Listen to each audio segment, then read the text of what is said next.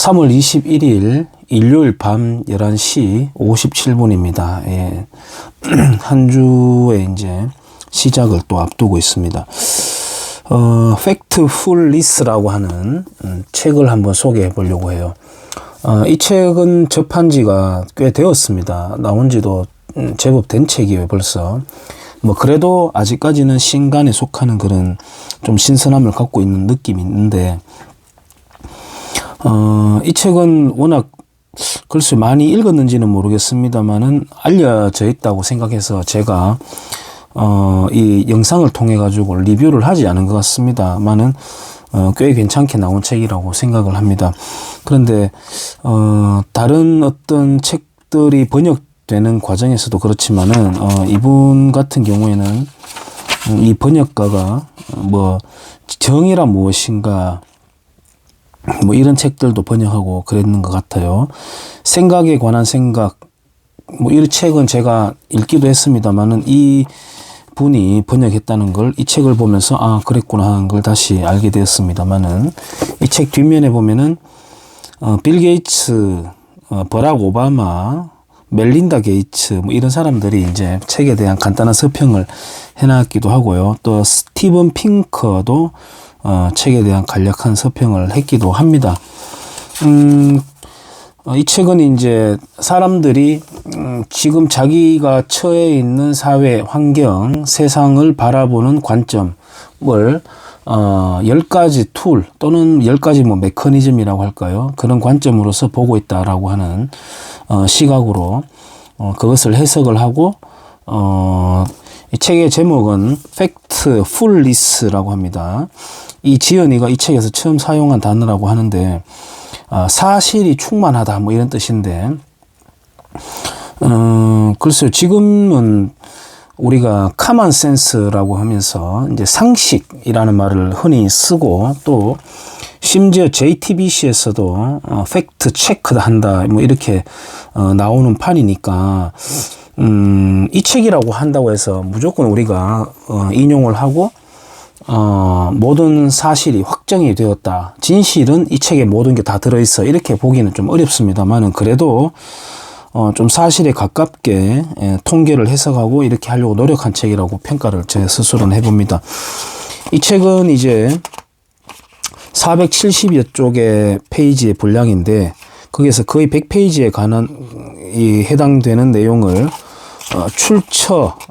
자료를 출처했는 내용을 여기다가 실어놨습니다. 참고 자료, 출처 뭐 이런 내용들이 여기에 각주로 붙어 있는 그런 내용이고요. 가령 이런 거죠. 세계 건강 도표라고 해서 이제 오른쪽으로 부유함 또 위로 갈수록 건강함 이런 도표를 만들어 놓고 그러니까 대각선 오른쪽 대각선으로 이렇게 상승 곡선을 그리는 나라가 어떤 나라가 있느냐 이렇게 보면 이제 한국이 오른쪽 거의 모서리까지 가 있는 꽤 괜찮은 나라인 걸로 이제 분류가 되어 있고요. 싱가포르가 괜찮네요. 그 다음에 한국보다 약간 더 높은 나라가 일본이 되겠고요. 미국마저도 건강 지수에 있어서는 한국보다는 조금 낮습니다. 부유함은 한국보다 약간 오른쪽으로 더 가 있습니다만은 거꾸로 이제 왼쪽 대각선, 하향 대각선 쪽으로 가는 나라는 최악인 거죠. 몸도 약하고 가난한 나라에는 이제 중앙아프리카 공화국, 소말리아, 콩고 민주공화국 뭐 이런 나라들이 이제 쭉 있습니다. 주로 이제 아프리카 대륙에 있는 나라들이 이제 목록에 나와 있습니다.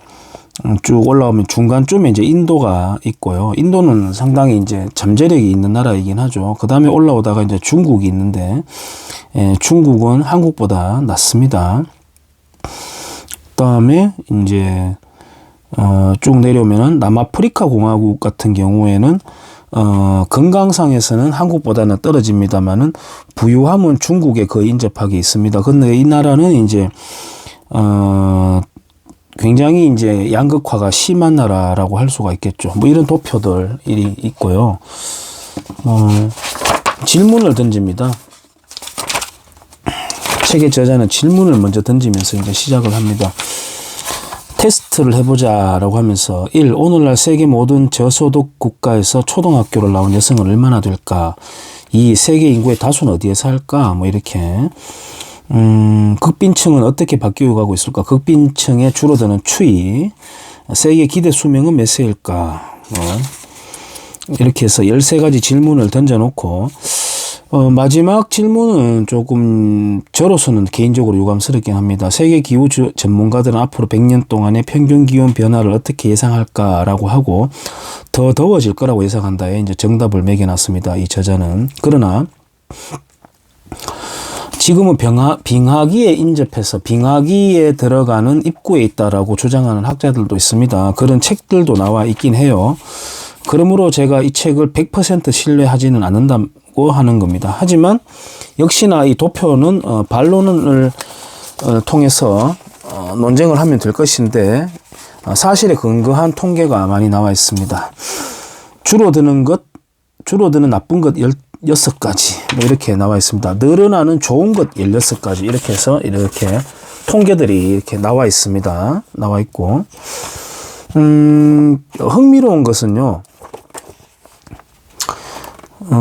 우리 한국인들의 삶을 인식하는 태도에 대해서 엿볼 수 있는 부분인데 세계는 어떻게 변하고 있는가? 라는 물음에 점점 나빠진다라고 대답한 비율에 4위에 터키, 벨기에, 멕시코에 이은 4위에 한국이 올라가 있습니다. 그래서 한국인들이 세상이 계속 나빠지는 거 아니냐라고 인식하고 있다고 하는 것을 이제 엿볼 수가 있어요. 여러 가지 이제 것들이 나옵니다. 예를 들어서 유아를 포함한 아동 5세 전까지 사망하는 확률은 지금 높아지고 있느냐, 낮아지고 있느냐, 뭐 이런 것들. 전쟁으로 인한 전쟁 발발 건수, 그리고 전쟁으로 인한 사망자, 뭐 이런 것들부터 해서 우리가 살면서 접하는 거의 모든 것들에 대한 항목들이 나열되어 있고, 결론은 세상은 옛날보다는 역시 좋아지고 있다. 살만하다. 이런 결론을 이제 내리고 있습니다. 근데 이제 전문가 집단을 비롯한 대다수의 사람들은 세상이 계속 안 좋아지고 있다. 세상은 왜 이렇노? 예를 들어 오늘은 하루 종일 이제 바람이 왱왱하는 돌풍이 불었습니다.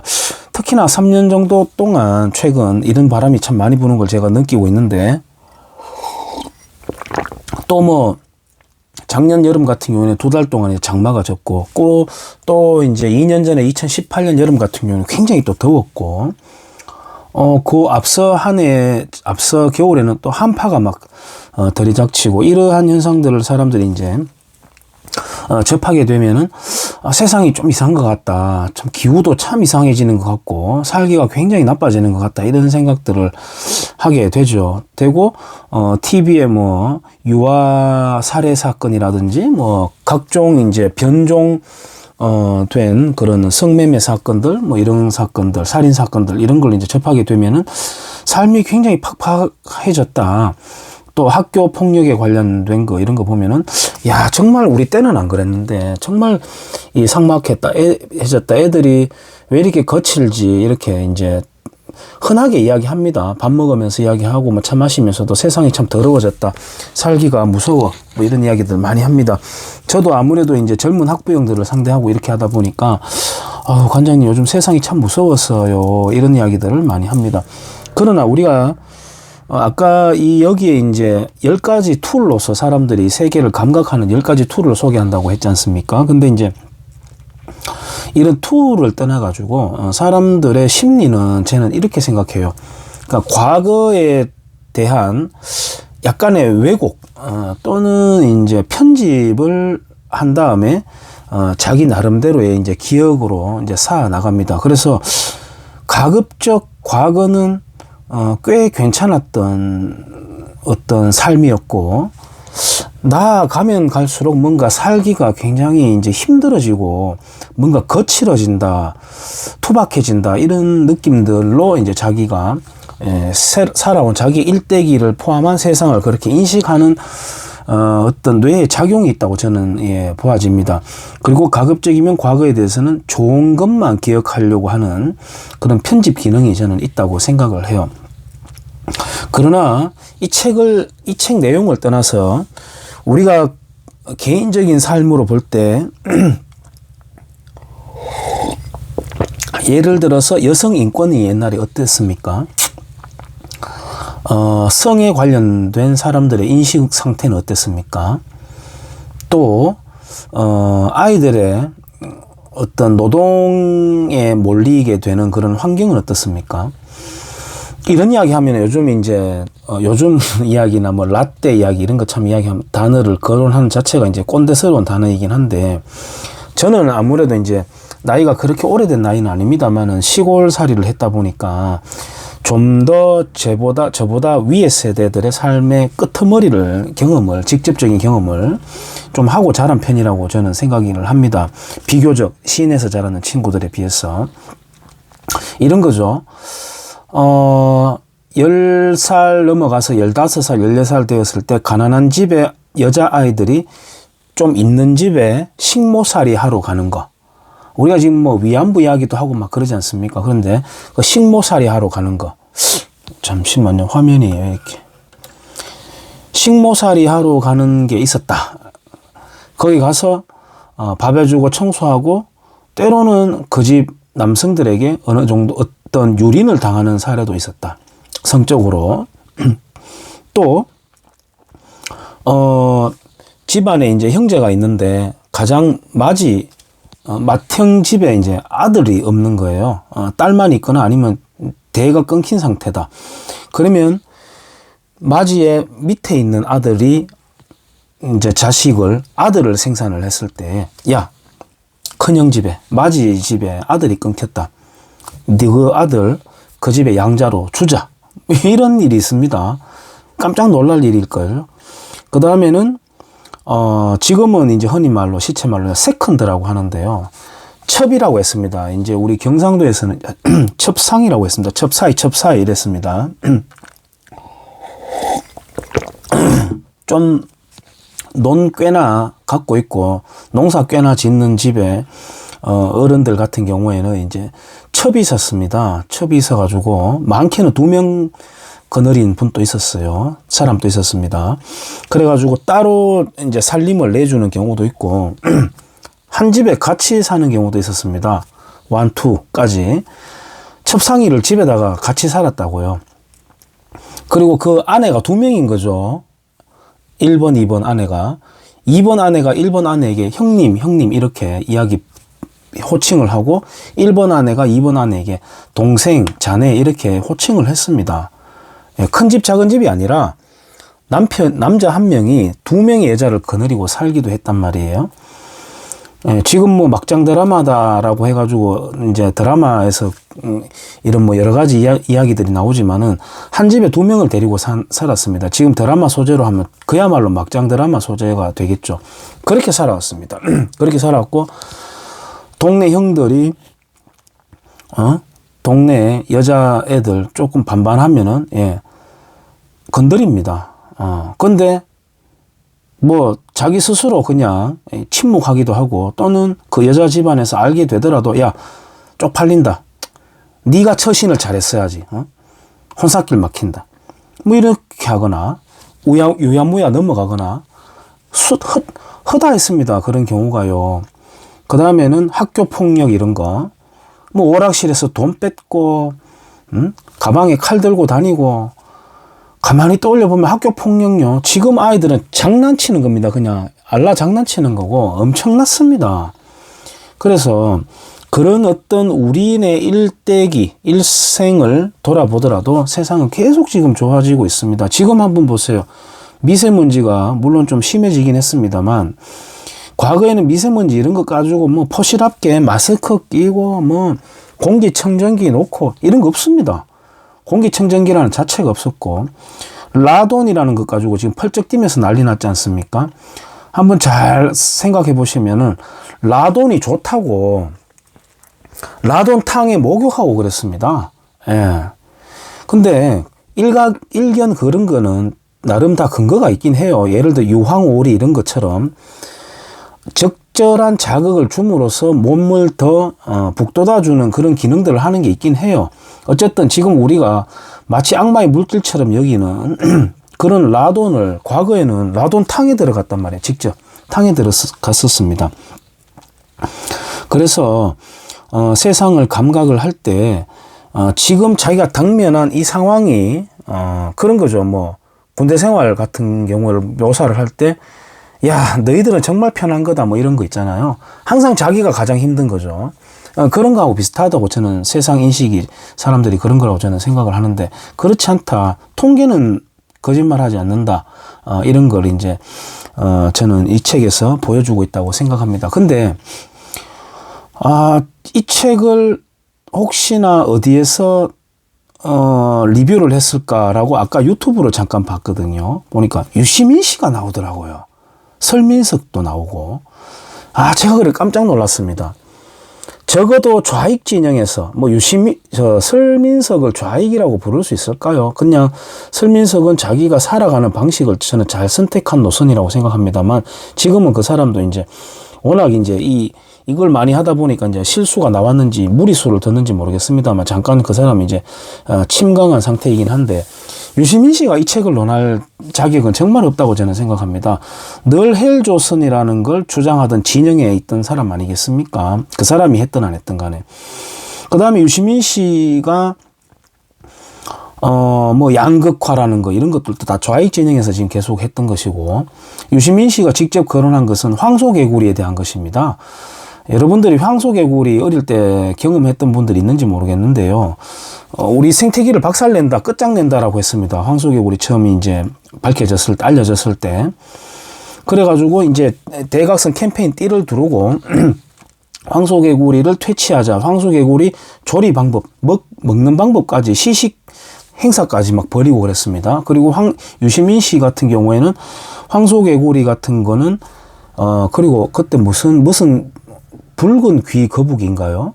그런 종류의 거북이 잡아오면은 그걸 이제 보상해주는 식으로 해서 빨리 잡아 없애야 된다라고 했거든요. 그래야 퇴치시킬 수 있다 했습니다. 그리고 우리애라는 기존의 우리의 토종 생태계를 보호해야 된다라고 하는 그런 이제 우스꽝스러운 걸 선동하기도 했습니다. 그때 그 사람이 장관이었을 겁니다. 지금 황소개구리는 잡아서 지금 소리가 줄어들었습니까? 우웅 하고 우는 그 황소개구리 그 비호감 아주 그 두려움을 느끼게 하는 개구리가 있었습니다. 이만해요.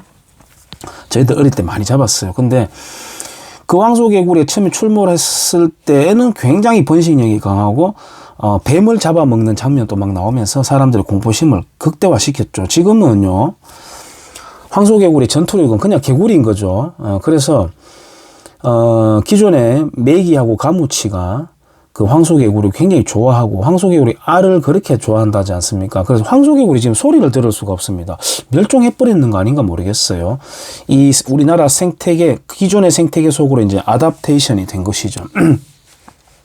그런 걸 주장했던 우스꽝스러운 자가 지금에 와가지고 이런 책을 리뷰를 한답시고 유튜브에서 끌적대고 있는 걸 보면서 참 제가 경멸하고 싶은 생각을 저는 했습니다만은 근본 자원이라고 하는 책이 있습니다. 근본 자원이라고 하는 책이 보면 참 재밌는 내용들이 많이 나와요. 우리가 원자력 발전소가 있고 풍력이 있고 뭐 태양력이 있고 뭐 이렇게 있지 않습니까?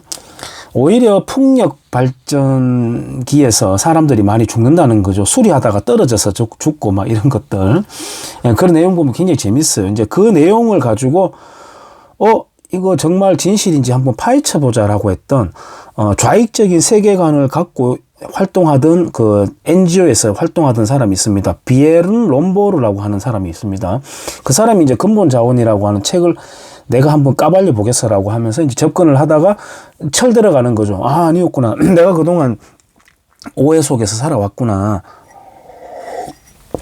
라고 하면서 그 자기 진영에서 이탈을 하면서 냈는 책이 회의적 환경주의자라고 하는 책이 있습니다. 좀 두꺼워요.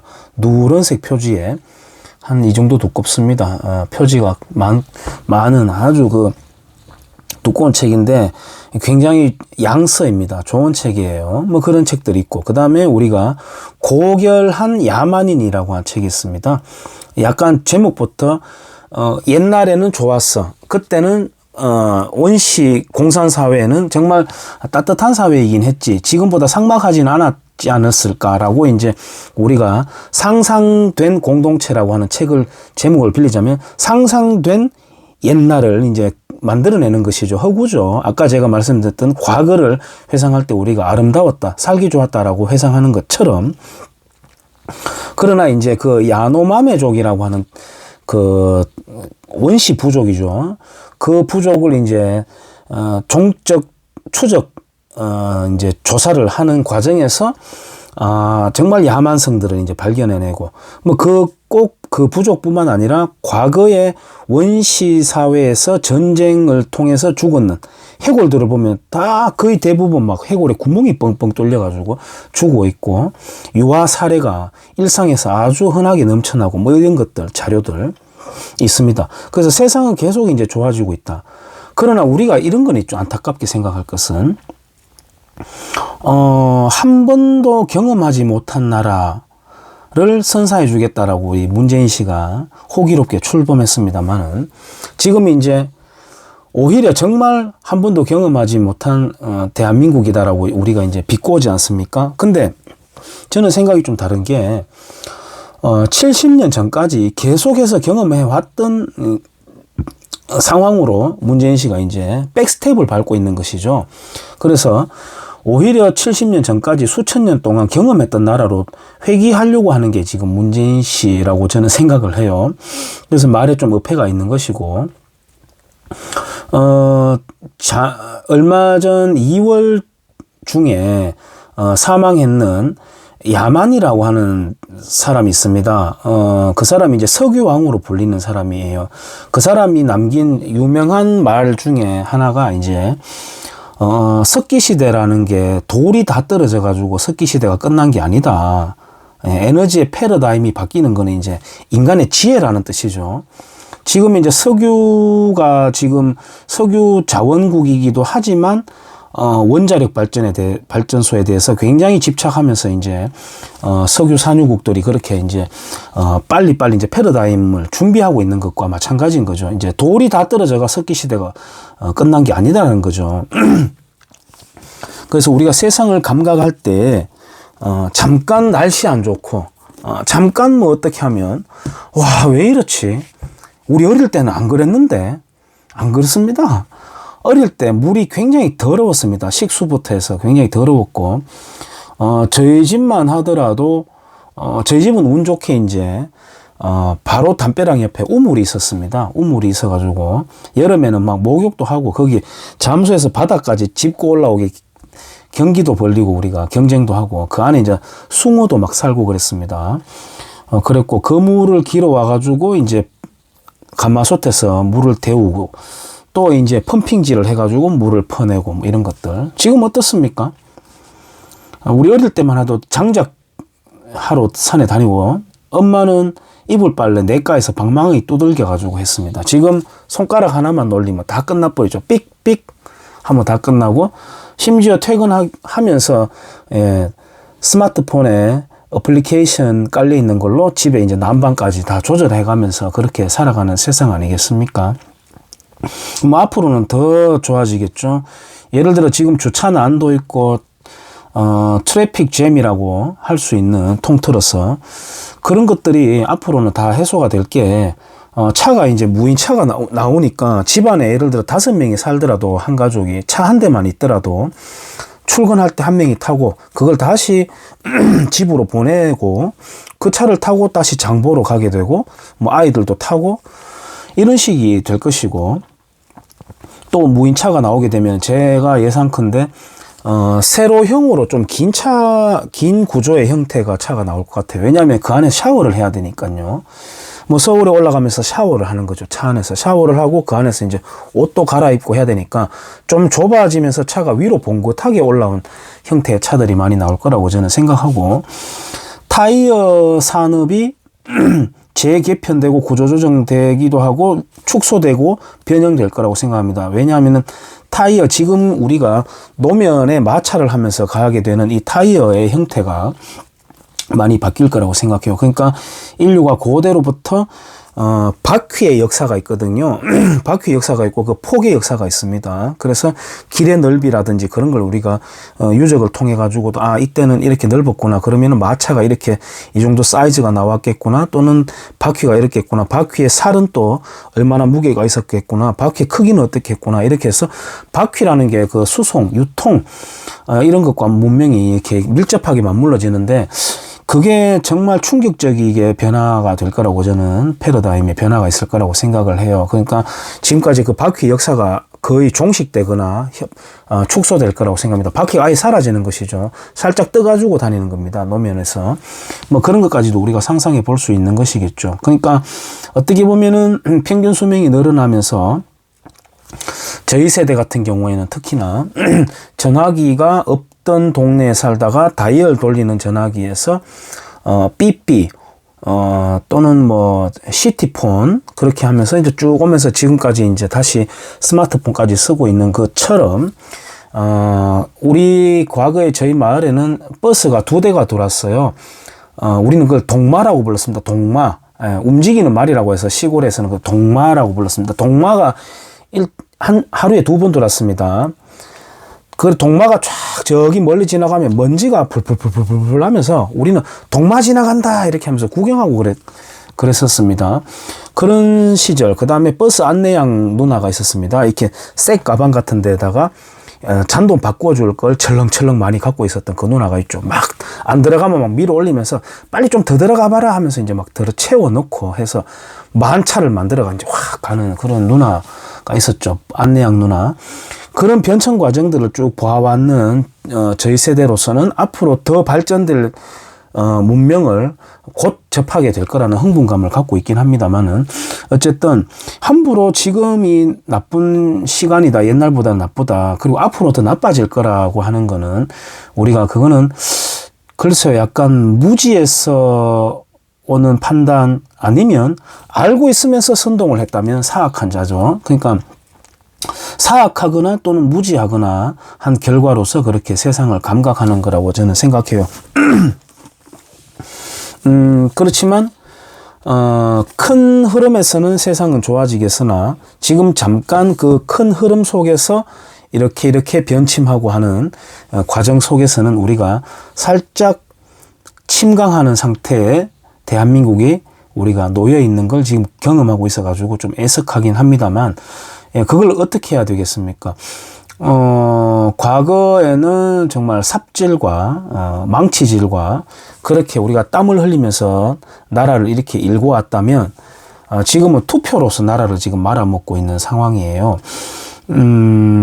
잠깐 선거 이야기 간략하게 첨언을 하면서 마무리를 하고 싶은데요.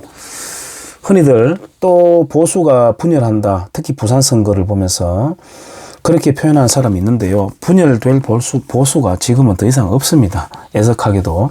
지금은 좌파 진영에서의 경쟁을 벌이고 있고 포퓰리즘적 정책을 경쟁적으로 내놓고 있는 그런 상황이 되겠습니다. 그래서 거기 찍어줘봐야 별 볼일 없습니다. 계속 그냥 그쪽으로 치달아 갈 수밖에 없습니다. 지금 브레이크를 걸어주는 거는 지금 유사 보수정당 그렇다고 또 순혈 좌파 정당도 아니에요. 유사 보수 정당이면서 유사 좌파 정당이 되어 있는 국민의힘이라고 하는 정당을 아주 뜨겁게 혼내주는 방법밖에는 없습니다. 좀 시간은 지났습니다만 내용은 여러분들이 읽어보면은 활자도 크고 굉장히 쉽게 쭉쭉 읽어볼 수가 있습니다. 쉽게도 제가 개인적으로는 지구온난화에 대해서 이 저자는 찬성하는 입장에 있습니다만 그거 한 개만큼은 저는 회의적으로 보고 있습니다만 대부분은 괜찮은 도표들과 통계가 많이 나와 있으니까 참고하시기 바랍니다. 한스 로슬링이라고 하는 사람이 펴낸 팩트풀리스라고 하는 책을 일요일 밤 늦게 소개 한번 해봅니다. 감사합니다.